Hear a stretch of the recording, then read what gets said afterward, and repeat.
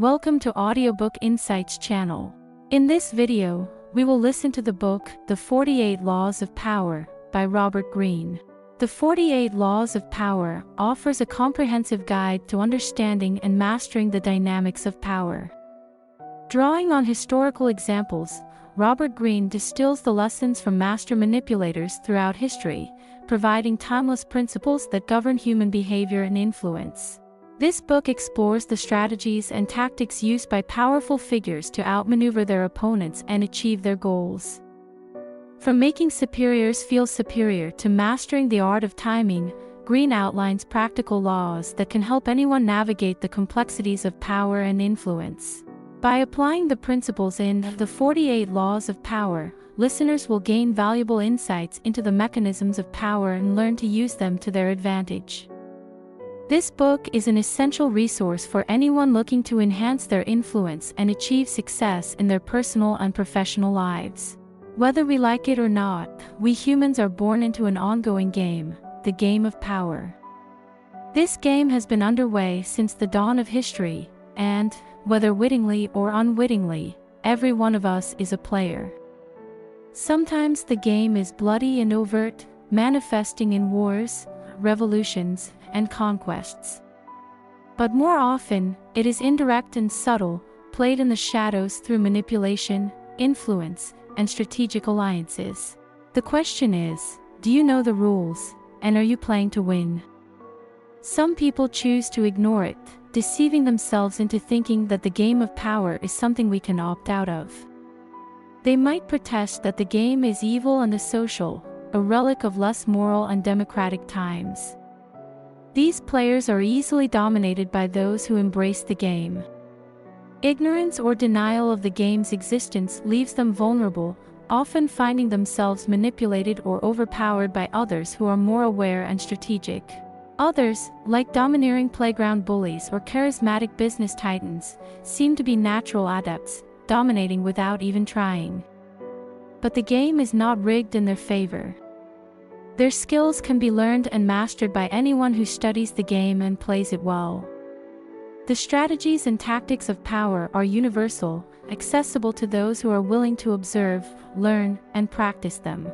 In the 48 Laws of Power, Robert Greene maps out the rules of the game, using historical examples from civilizations across the globe, drawing on 3,000 years of history. He distills the lessons from master manipulators that will teach you how to outmaneuver your opponents and become a master player, a modern-day Machiavelli. Greene's work is a comprehensive guide to understanding power dynamics, revealing the timeless principles that govern human behavior and influence. In this blink, we'll give you a glimpse of a first taste of power by distilling 12 of the book's 48 laws. After all, we wouldn't want to give away all the secrets, now would we? These selected laws will offer you a foundational understanding of how to navigate the complexities of power, helping you to recognize and utilize the strategies employed by the most influential figures in history. One of the key laws of power is to always make those above you feel superior.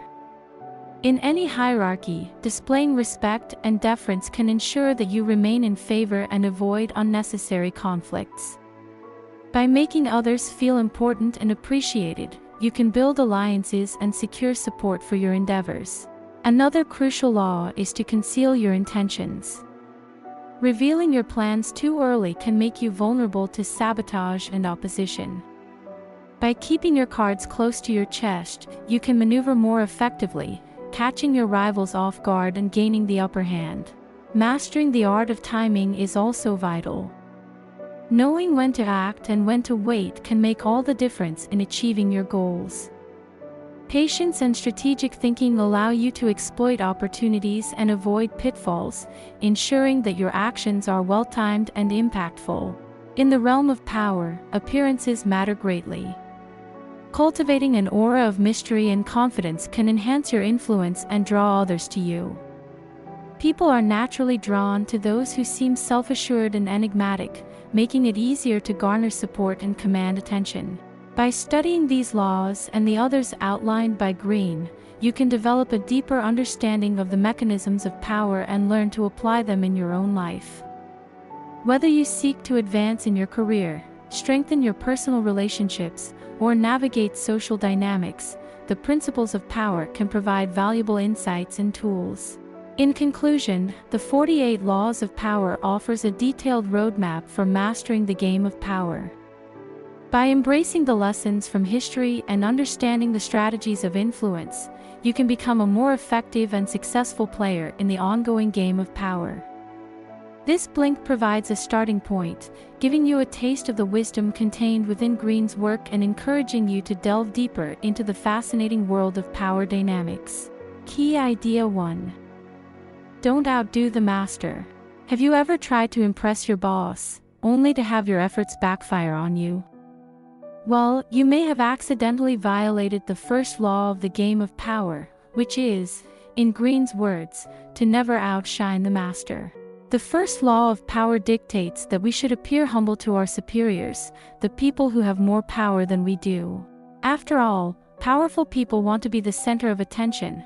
Trying too hard to impress them can shift attention away from them and onto you, hurting their pride in the process. But what's even worse is acting superior to them, a move that could lead your boss to think of you as a threat to their position. If this happens, they probably will, attempt to remove you from your position entirely. Take the relationship between King Louis XIV of France and Nicolas Fouquet, the king's finance minister. A smart and loyal advisor, Fouquet became indispensable, but this didn't guarantee him the position of prime minister when the incumbent minister died. To gain the king's favor, Fouquet threw a lavish party at his extravagantly furnished chateau to show the king how well-connected and influential he was. The next day, Fouquet was arrested by order of the king.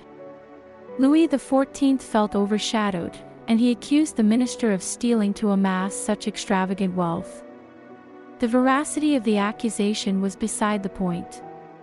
Fouquet lived out his remaining days in a prison cell. So now you know, acts of extravagance and demonstrations of personal brilliance might not impress your boss. Quite the contrary. So how can you gain favor? Well, a better strategy is to always make the person in charge look better than everyone else, including yourself. Take Galileo Galilei as an example. He desperately needed funding for his research and found an ingenious way to get it. He had spent years begging various patrons for funding, but would usually receive gifts instead of the necessary cash. So he decided to focus on one family, the Medicis, when, in 1610, he discovered the 4 moons of Jupiter. Shortly before, Cosimo II de' Medici had established Jupiter as the symbol for the Medici dynasty. When Galileo discovered Jupiter's 4 moons, he linked his discovery to the enthronement of Cosimo II de' Medici, proclaiming it a cosmic event that heralded the family's ascendancy. He said that the 4 moons represented Cosimo II and his 3 brothers, while Jupiter itself was Cosimo I, the father of the 4 Medici brothers. This tickled his patron's ego, who interpreted the discovery as a heavenly omen confirming the family's greatness. By making the Medici family appear glorious and aligning their name with the cosmos, Galileo secured himself a salaried position as the official philosopher and mathematician of Cosimo II. He never had to beg for funding again. Key Idea 2. Take credit for other people's work and be sure to protect your own. Would you ever consider claiming parts of another person's work as your own by plagiarizing a few clever snippets? Did you ever slyly steal answers from a classmate during a math test?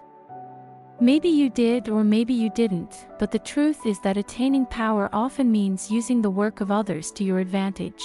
Why waste your energy doing things if somebody else can do them for you?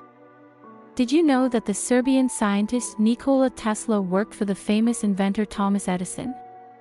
And it was actually Tesla, not Edison, who played the crucial role in creating Edison's famed dynamo by improving Edison's rather primitive design. To make this discovery, Tesla worked tirelessly for an entire year, often clocking 18-hour days in the lab. But today, the dynamo is attributed to Edison. Little has changed. Just think how few politicians write their own speeches, and how famous novelists borrow from other writers. But reaping the benefits of work done by others isn't enough, you'll also need to take credit for it. Edison and his company claimed all the credit for Tesla's work on the dynamo.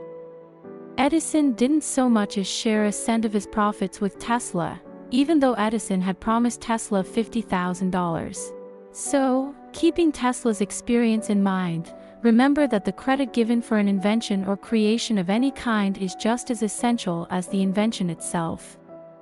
If you don't claim credit, someone else will jump in, steal your idea, and take all the kudos that comes with it. Key idea 3. Gaining power over somebody means getting to know them and posing as their friend. Maybe you've encountered this problem before. You're striving to outmaneuver the competition but can't quite manage to accurately predict your competitors' strategies. How can you get around this? Well, another trick to gaining power is to gather important information about the people you want to control. And to get something from someone, you need to know about them.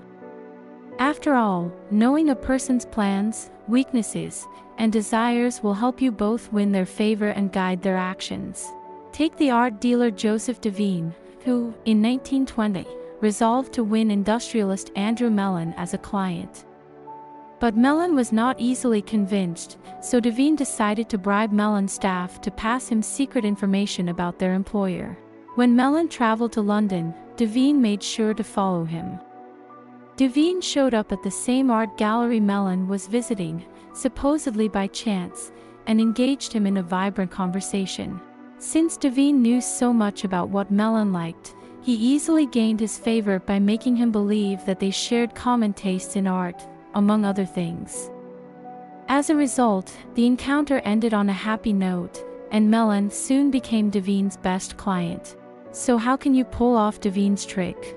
You can hire informants or, even better, act as a spy yourself by posing as a person's friend. While most people opt for hired spies, this strategy is risky. After all, how can you be sure that your spies are being honest with you? To be sure your information is accurate, it's best to do the spying yourself. This is no easy task, as people generally hesitate to share private information with strangers. However, they're not as secretive when in the company of someone they consider a friend, which makes posing as a companion a highly effective strategy. Key idea 4. Act unpredictably to confuse the competition. You probably know that most people don't like sudden changes, but did you know that you can use unpredictability to your competitive advantage? Acting unpredictably can keep your competition off balance. Here's how. In competitive scenarios, your opponents will likely try hard to figure you out by monitoring your habits and decision-making, and they won't hesitate to use this information against you. In this situation, your best move is to act erratically. Being unpredictable will protect you from being understood by your opponents, which will intimidate and unnerve them. Take the famous 1972 chess match between Bobby Fischer and the Russian champion Boris Spassky. Fischer knew that Spassky's technique was to target the routines and predictability of his opponent, and Fischer used this information to his advantage by playing as unpredictably as possible. Even in the days leading up to the match, Fischer made it seem unclear whether or not he would make it to Reykjavik, where the pair was set to play. And when he did arrive, it was moments before the match was set to be cancelled due to his absence. After this stunt, Fischer proceeded to complain about everything from the lighting to the chairs and noise in the room. When they finally began the first match, Fischer made careless mistakes before giving up, an odd move since he was known for his persistence. Spassky couldn't tell if he was actually making mistakes or just bluffing. At this point, Fischer had Spassky just where he wanted him. When your competitor is sufficiently confused, you're in a perfect position to win. Why? Doing things that perplex your opponent will cause him to try to explain your behavior and distract him from the task at hand, giving you the chance to strike. So, after 2 games of chess, Fischer began winning game after game with bold moves. Spassky conceded, and Fischer was named world champion. Key idea 5. Surrendering to a stronger opponent will help you gather power later. Have you ever taken on an opponent knowing that you'll never win? While it's common for people to fight for glory against all odds, it's not the route to power. So what should you do when faced with a more powerful opponent? Give up. This may seem an odd strategy, especially since humans instinctively fight their enemies to protect themselves. But when a competitor acts with aggression, he will expect you to respond in the same way. In cases where you know that the competition has you beat, your best move is to surrender. Why? If you give up or at least convince your enemy that you've done so, you can ensure that he won't deliver substantial damage. Not only that, but your opponent, thinking he has won, will also let down his guard. When he does, you'll have a golden opportunity to regain your strength and plan your next move. Take the case of Bertolt Brecht, a writer of revolutionary communist ideas, who immigrated to the United States in 1941 to join other intellectuals exiled from Europe. After World War II, Brecht and his peers were summoned before the U.S. Congress, which was investigating a supposed communist infiltration of Hollywood. While his fellow radicals caused a commotion and challenged the authority of Congress by yelling and being uncooperative, Brecht was calm and politely answered the questions he was asked. Because of his good behavior, Brecht was released by the government, which even offered to help him with his immigration procedure. In the end, their offer was irrelevant because he left the country and continued writing about his firm communist beliefs. And his stubborn friends. They were blacklisted, unable to publish for years. So, do as Brecht did and make surrender a tool of self-empowerment. Build up long-term strength rather than making major sacrifices for a short-lived moment of glory. Key idea 6. If you want to be treated like a superior, you've got to act like one. Are you higher up the ladder than someone else? If so, it's essential to act the part, unless, of course, you prefer to be seen as their equal. But a word of warning, acting as if you're equal to others while holding a superior position will only inspire contempt. Take Louis Philippe, King of France during the 1830s and 1840s. He despised royal ceremonies and all the symbols associated with the throne. In defiance of the formalities required of his position, he was infamous for wearing a gray hat and holding an umbrella in place of his crown and scepter. He didn't even keep the company of royalty, mostly befriending bankers instead. But the king's behavior didn't do him any good. He was soon hated by both rich and poor. Wealthy people disapproved of the unlikely king, while the poor disliked a monarch who acted like the lower classes but didn't look out for them. Even his banker friends turned on him when they found they could insult him without being reprimanded. All this hatred mounted until the people rose up against him and he was forced to abdicate the throne. In general, people are suspicious of higher-ups who act like they're equals. Doing so leads others to think you're dishonest, as they'll assume your modest ways are a sly trick to cloud your privileges. So what's a better tactic? You should instead use the strategy of the crown to make people treat you like royalty. Simply put, if you believe you're above others and act accordingly, other people will begin to believe you're superior, too. They'll assume there is good reason for you to act in such a way. Christopher Columbus behaved like royalty and, consequently, most people viewed him as such. In fact, it was his confident socializing with the Spanish royal family that eventually convinced the Spanish throne to finance his voyages. Key idea 7. Seduction works better than coercion to gain power over others. Picture yourself as Zhuge Liang, head strategist for the ancient Chinese state of Shu. War has just been declared on China from the south by King Minghua, and it's up to you to stop him and save the country. But before learning what you should do, it's essential to know what you shouldn't. First of all, using force and coercive tactics is never wise, even when they're the easiest choice. If you do exercise your strength, people will secretly resent you, because force breeds resistance. Liang knew this and didn't attack, even though he probably would have defeated the invading army. However, if he had, Minghua would have resented both China and Liang, and the country would have to continuously protect itself. This would have exhausted everyone involved and bred paranoia.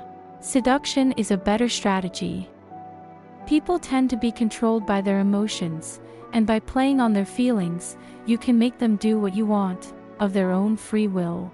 You can do this by threatening your opponent so that they expect pain and then suddenly treating them kindly. When Minghua attacked China, Liang captured him and his entire army. Minghua was separated from his soldiers. He expected the worst. But to his great surprise, he was offered delicious food and wine instead. While Liang released his enemy's soldiers, he said he would only let Minghua go when the enemy king promised that if he was ever captured again, he would bow to the Chinese king. And while Liang captured Minghua several more times, he always let him go. Then, on the 7th capture, Minghua dropped to Liang's feet, surrendering himself and his kingdom. Even though Liang could have killed Minghua, a fact that his enemy knew well, he gave him plenty of chances and treated him handsomely each time. As a result, Minghua grew increasingly grateful and indebted to the Chinese king, until he finally surrendered of his own volition. Key Idea 8. In your quest for power, avoid your friends and collaborate with your enemies.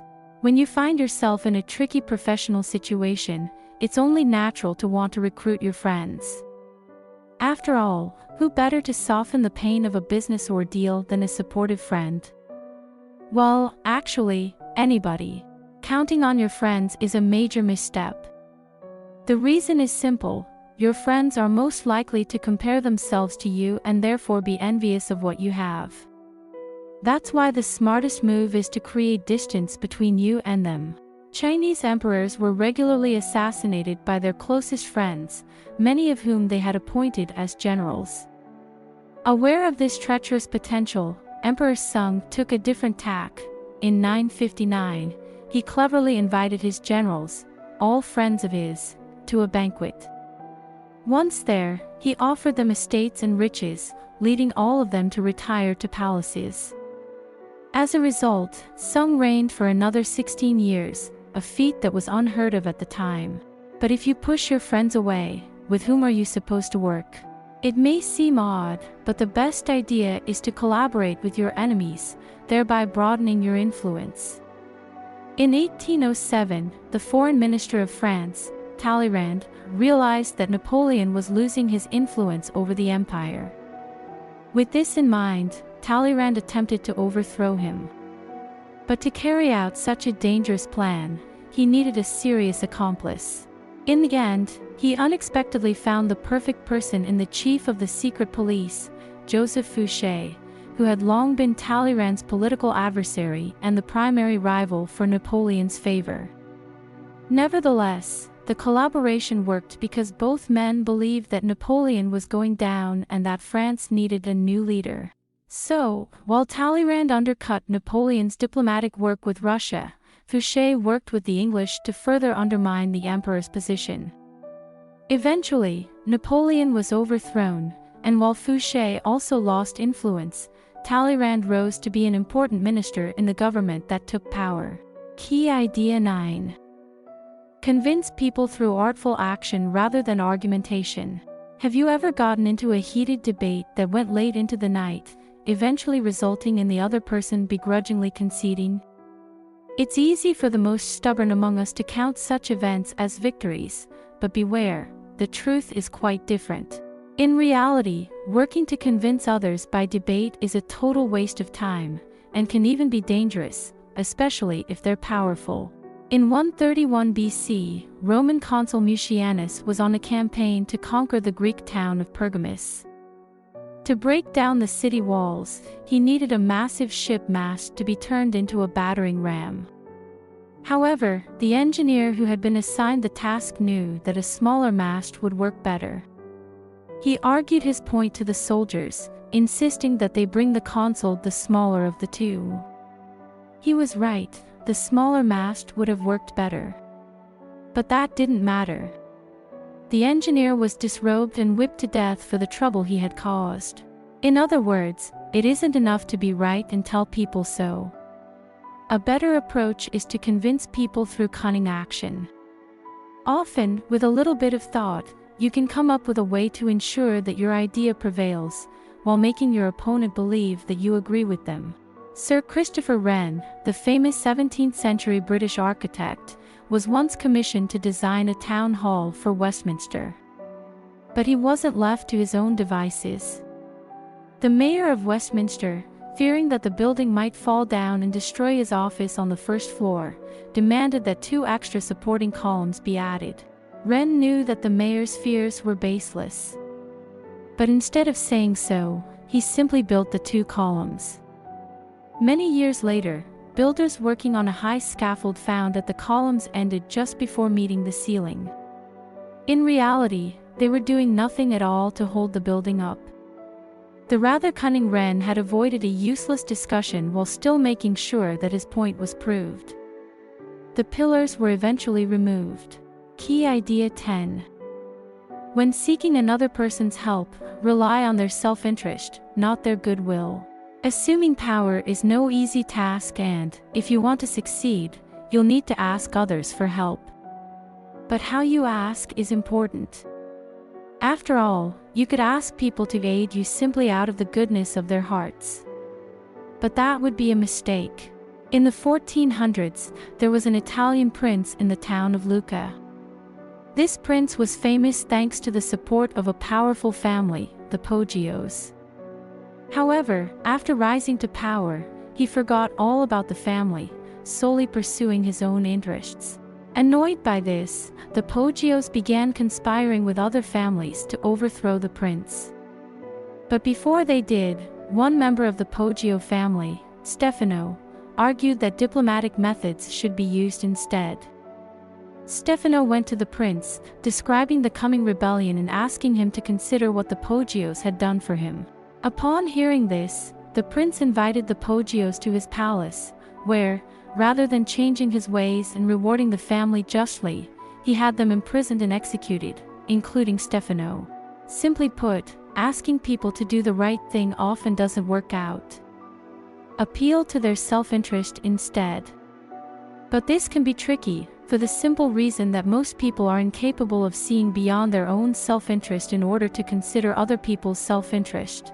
In the 16th century, Portuguese emissaries to Japan worked desperately to establish relationships with the Japanese and convert them to Christianity. The plan failed. Not because the Portuguese were unwilling to appeal to the self-interest of the Japanese, but because the Portuguese were too focused on their own religious agenda to identify the true interests of the Japanese. By contrast, when the Dutch arrived in Japan a century later, they were clever enough to recognize these interests. They found that the Japanese desired trade agreements that would grant them access to the European market, something the Dutch could deliver. As a result, the Japanese emperor, Tokugawa Ieyasu, ditched the Portuguese and developed relationships with the Dutch instead. Key idea 11. Being overly available will turn people off. Holding back is the key to desirability. Practically every person who has tried dating has been frustrated by human nature to one degree or another. After all, there's a basic formula when it comes to love. If your lover returns your calls, you immediately lose interest. If they ignore you, you go mad with desire. But this doesn't just apply to love. It's another basic law of power. It might sound simple, but the truth is that being too accessible will make people lose interest in you.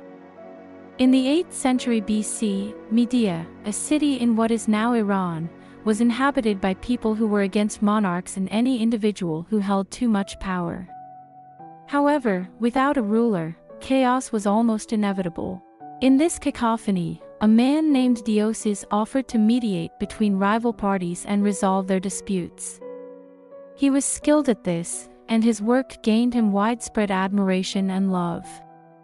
However, after a while, as he continued to mediate and resolve, people began to take his work for granted. And since they were still opposed to the idea of a powerful ruler, they had no intention of giving him more power. Dioses was failing to instrumentalize a key law of power. Unavailability is essential to being desirable. After all, it's only when you disappear that people remember how valuable you are. Deioces eventually realized this and knew that the only way he would receive the recognition he deserved was by retiring. So he moved to the countryside and let Media return to its former chaos. Pretty soon, the Medians arrived at his door, desperately begging him to return and rule over them. He agreed, on one condition: a huge palace should be constructed for him, armed to the teeth with bodyguards. Once the people agreed, he ruled the area for 53 years. Key idea 12. Instead of isolating yourself out of fear, surround yourself with those on whom you depend. When people find themselves surrounded by others, some of whom are obvious enemies, it's only natural to seek out protection. During times like these, building a fortress to hide in can feel like the perfect solution. But, actually, isolating yourself in this way is counterproductive because it also cuts you off from power and influence. You can't attain any significant power without a sense of what's happening around you. Just take an example from China in 220 BC. Qi Shi Huangdi was not only emperor of China but also the most powerful person in the world. However, toward the end of his life, he became paranoid that people were out to harm him. So he retired to a lavish palace, protected by a maze of secret passageways that let him move from room to room without ever being seen. Anyone who so much as set eyes on the emperor would be executed immediately. As a final precaution, the emperor only traveled alone, elaborately disguising himself when he did to avoid recognition. It was on one such outing that he died, estranged from his family, isolated from his friends, and forgotten by his court. Isolation isn't the answer. Instead, you've got to surround yourself with the people on whom your power depends.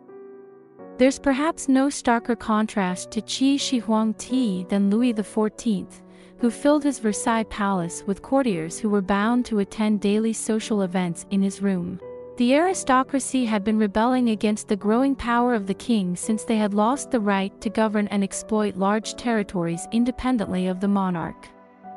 The aristocrats were naturally not pleased about these changes. By keeping the very same nobleman in his chambers under his watchful eye where he could use his powers of manipulation and careful endowment of privileges, Louis stopped the rebellion. In fact, his courtiers vied for his favor and attention. Final summary.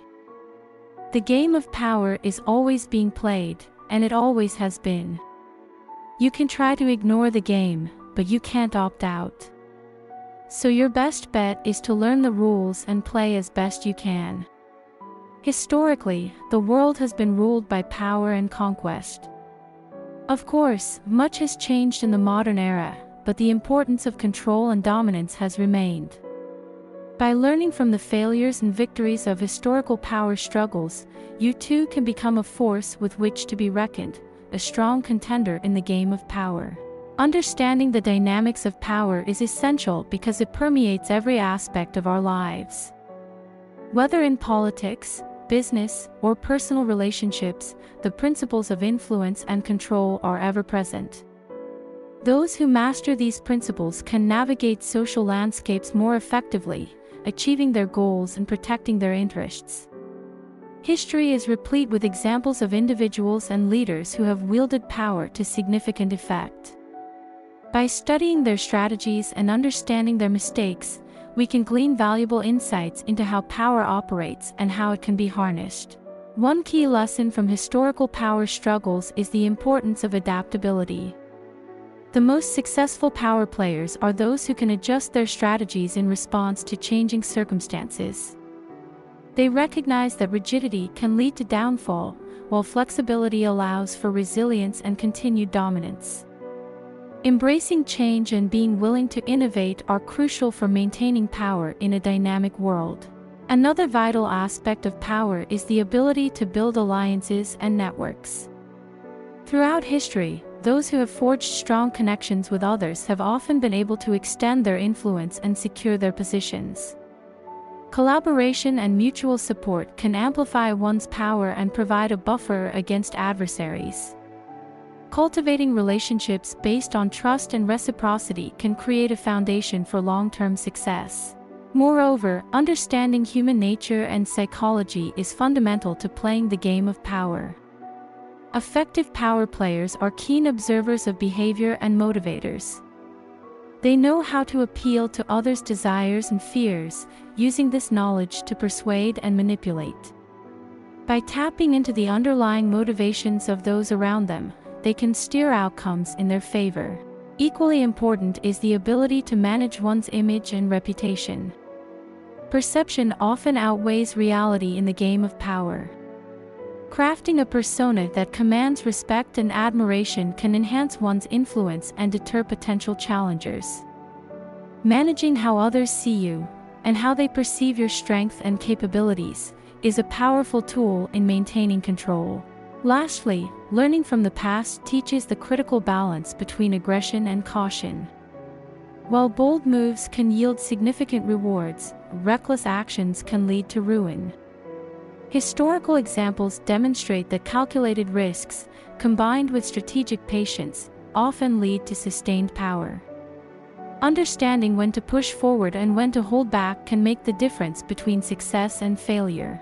In conclusion, the game of power is an enduring and pervasive aspect of human society. By studying historical examples and applying the lessons learned, individuals can navigate this game more effectively. Mastering adaptability, building strong alliances, understanding human psychology, managing one's image, and balancing aggression with caution are all essential components of becoming a formidable player in the game of power.